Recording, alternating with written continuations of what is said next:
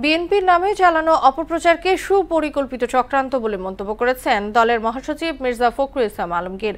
BNP ধ্বংসস্তূপ থেকে উঠে আসা দল হওয়ায় ষড়যন্ত্রকারীরা বারবার ব্যর্থ হয়েছে বলেও জানান তিনি। বিকেলে রাজধানীর গুলশানে এক অনুষ্ঠানে প্রধান অতিথির বক্তব্যে এসব কথা বলেন বিএনপি মহাসচিব।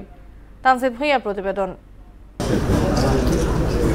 গুলশানের একটি হোটেলে Tarique Rahman the Hope of Bangladesh গ্রন্থের মোড়ক উন্মোচন অনুষ্ঠানে প্রধান অতিথি হিসেবে যোগ দেন বিএনপির মহাসচিব মির্জা ফখরুল ইসলাম আলমগীর। দলের চেয়ারপারসনের উপদেষ্টা ইসমাইল জবিউল্লাহর সভাপতিত্বে এতে অংশ নেন দলের বিভিন্ন স্তরের নেতারা।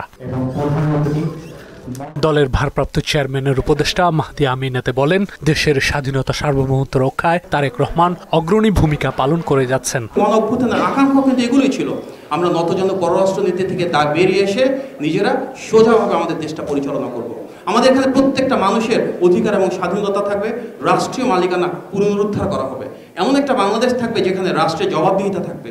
তার জন্য আমাদের প্রয়োজন একটা অবাধ, সুষ্ঠু এবং গ্রহণযোগ্য নির্বাচন, যার মাধ্যমে জনগণের ম্যান্ডেট নিয়ে একটি সরকার রাষ্ট্র পরিচালনার দায়িত্বে আসবে। বিএনপির নামে নানা অপপ্রচার চালানো হচ্ছে অভিযোগ করে দলের মহাসচিব এ সময় বলেন, এসব অপপ্রচার অতীতেও সফল হয়নি, ভবিষ্যতেও হবে না। আমি এটা জোর দিয়ে বলতে চাই, বিএনপিকে এত সহজে তুড়ি মেরে উড়িয়ে দেওয়া যাবে না। বিএনপি প্রমাণ করেছে, প্রতিবার প্রমাণ করেছে যে বিএনপি সেই ধ্বংসস্তূপ থেকে জেগে উঠতে জানে। বিএনপিকে দমন করতে গত 17 বছর নানা ষড়যন্ত্র হয়েছে উল্লেখ করে মির্জা ফখরুল আরও বলেন, জনগণের দল হওয়ায় ষড়যন্ত্রকারীরা বারবারই ব্যর্থ হয়েছে। যে অপপ্রচার হচ্ছে এর পেছনে কিন্তু একেবারে সুনির্দিষ্ট চক্রান্ত রয়েছে।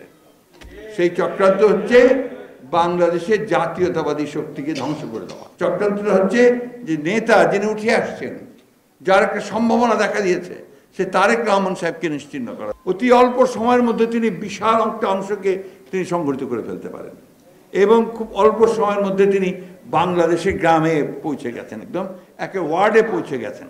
শত বাধা পেরিয়েও দলের ভারপ্রাপ্ত চেয়ারম্যান দেশ ও জনগণের ভবিষ্যৎ বিনির্মাণে কাজ করে যাচ্ছেন বলেও মন্তব্য করেন বিএনপি মহাসচিব। তারেক রহমান সাহেব নিঃসন্দেহে আমাদের হোপ, আমাদের ভবিষ্যৎ এবং আমাদের ভবিষ্যৎ কাণ্ডারী। তানজিদ ভুঁইয়া, মোহনা সংবাদ, ঢাকা।